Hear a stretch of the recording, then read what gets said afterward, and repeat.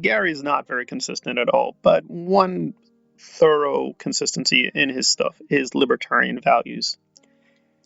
Now, granted, his form of libertarianism is often very ugly and awful and full of contradictions, but I'm working on a video to try to be, fair-minded on that aspect.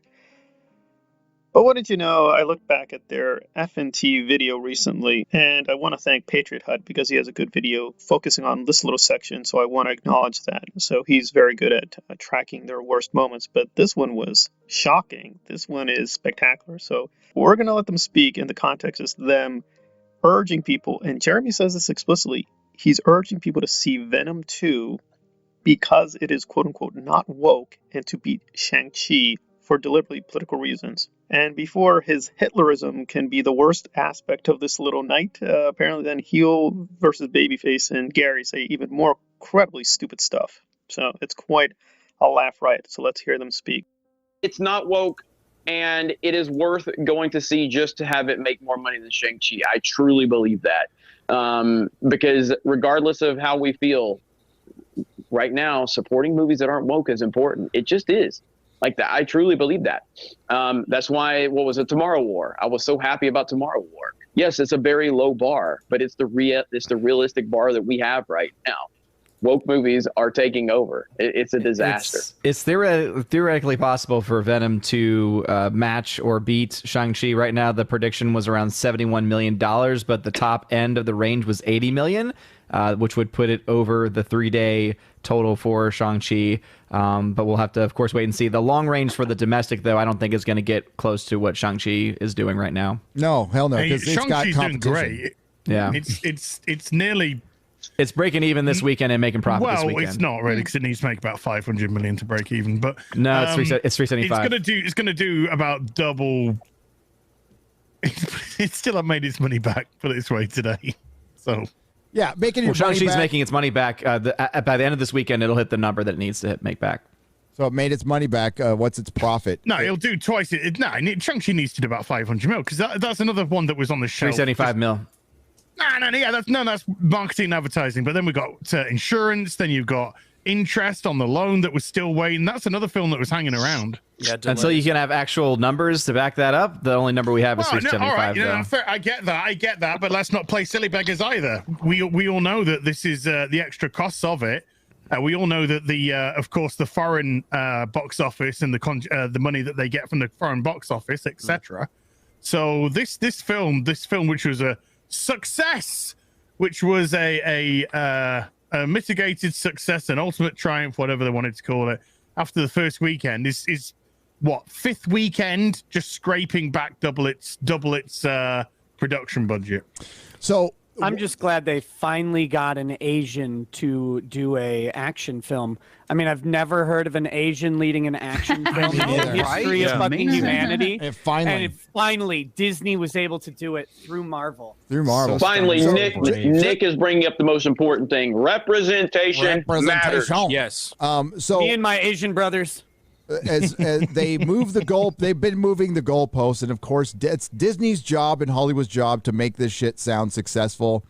So let me just give some added background. Essentially, what happened is that Gary, Babyface, and yes, Jeremy all predicted that Shang-Chi would do terribly. It would bomb at the box office, and therefore they made all these videos predicting it would fail, and it would fail spectacularly.